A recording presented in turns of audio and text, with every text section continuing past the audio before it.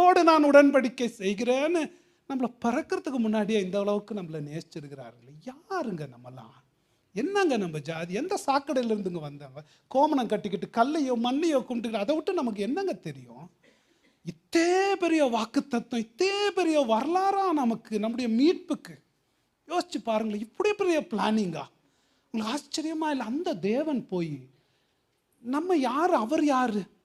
எல்லையற்ற தேவன் நமக்கிட்ட, நமக்கு ஒரு பைசாவும் நம்மளால அவருக்கு ஆக போகிறது கிடையாது. அவர் போய் இந்த உடன்படிக்கைன்ற வார்த்தையே இன்பமான வார்த்தைங்க. அவர் என்ன பண்ணுறாராம்? தன்னையே தாழ்த்திக்கிட்டு இறங்கி வந்து நம்மளோடு ஒரு ஒப்பந்தம் பண்ணிக்கிறாரு, தன்னைத்தானே கட்டிக்கிறாராம். நான் இதை உனக்கு நிச்சயமாக செய்வேன். உடன்படிக்கைன்னு ஒன்று பண்ணிட்டாருன்னா போச்சு, அவர் மாட்டிக்கினார்னு அர்த்தம். கடவுள் மாட்டிக்கிட்டார் நம்மக்கிட்ட. அவர் நம்ம என்ன பண்ணாலும் நம்ம அந்த உடன்படிக்கை அவர் நிறைவேற்றி தான் தீரணும். மாட்டிக்கிட்டார் அவர். அவரே